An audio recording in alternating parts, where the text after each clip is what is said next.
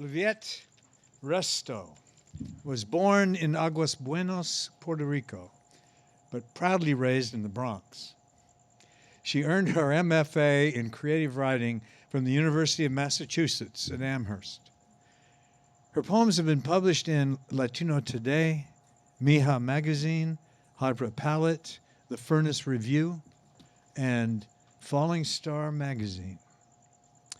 Her first book of poetry, Unfinished Portrait, was published in 2008 by the Tia Chucha Press and later named a finalist for the 2009 Patterson Poetry Prize. In 2013, Ascension was published by the same press. Luivette.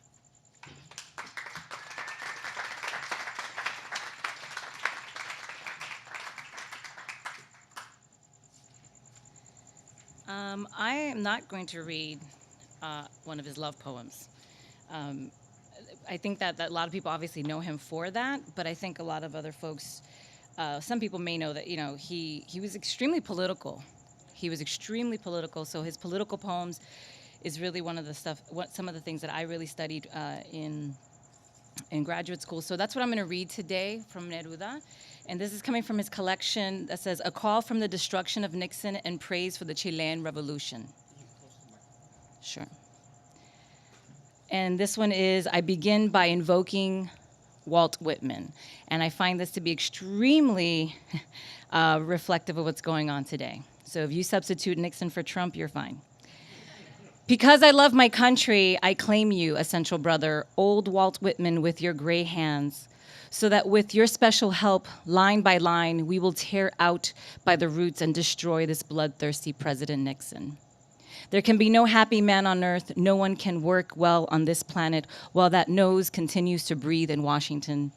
Asking the old bard to confer with me, I assume the duties of a poet armed with a terrorist sonnet, because I must carry out with no regrets this sentence, never before witnessed, of shooting a criminal under siege, who in spite of his trips to the moon has killed so many here on earth that the paper flies up and the pen is unsheathed, to set down the name of this villain who practices genocide from the White House. I read that and I said, yes, we're reading that tonight. So I'm going to read some of my own love poems. And for me, I remember being in grad school and my professor always saying, well, if you're going to write a love poem, if you're going to write a sonnet, you have to obviously do it in the Neruda way. And Neruda comes up a lot in my poems, so I'm going to try to share some of those with you today. This one's called John Hughes Does This with Spotlights. No unicorns or rainbows live and frolic in these stanzas. This will not be a sonnet worthy of Neruda's praise, nor will there be verbally ironic couplets of red coxcombs blossoming in rectory gardens. There'll be no reference to the exhilaration of seeing him walk into the room where a spotlight, like a John Hughes movie, magically appears, highlighting the vulnerability of his eyes, and her voice mutes everyone else's, especially when she says his name, which never sounded more perfect until that moment because it came out of her mouth. No reference to the synesthetic anticipation of her scent in the morning, outlining his jaw with her fingertips, sighing to each other, this is not love. This one's called The Moon-like Language. Driving home last night, I saw the waning gibbous phase of the moon and almost called to share its color with you, and how close it seemed to sit on my house. It is crushing my roof, I wanted to say in that playful voice we use under the covers in the morning when neither one of us wanted to get out of bed to face the realities of the world. But the moon-like language doesn't belong to either one of us.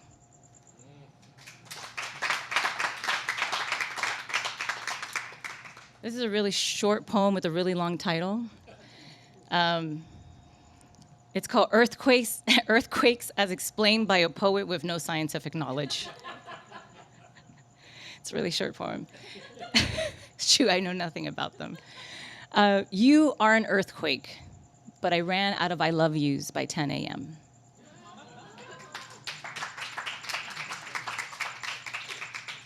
And I hate doing this, but I will do this anyway. So these last two poems are love poems, but love for myself.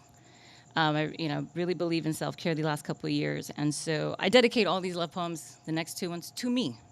They're from me to me. Not for you, but for me. But you can appreciate them, but they're real still for me. It's called Sonnet for My Love. My love stands vertically on bookshelves in Neruda's pages, the Spanish version, not the English translation. Porque mi amor no puede ser controlado como las olas del mar. My love is exit 4 on the Cross Bronx Expressway, bundled up in a goose down wearing Timbs and gold hoop earrings. My love is passionate and intense like Rosie Perez's pelvic thrust on Soul Train. My love is messy like my college dorm floor, dizzying like a Six Flags roller coaster. My love burns like a double-barrel aged rye whiskey. My love is lonely. My love is unforgettable like these books as I drag my fingertips across their spines like I did yours last night.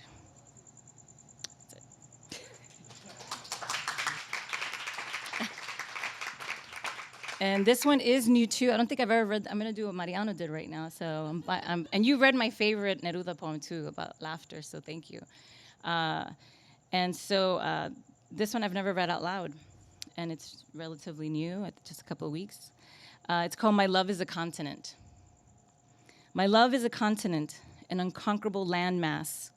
Pray on me, lay your knees on me, and I'll protect you from those that want to harm you. My love is a continent, an unconquerable land, absent of manifest destiny. No flags planted on this body, no man's footprints, fingerprints. My love is a continent compartmentalized by states named after my whims, dalliances, and lovers. Borderlines created by the tips of manicured color, scarlet fever red. My love is a continent I never want to give away.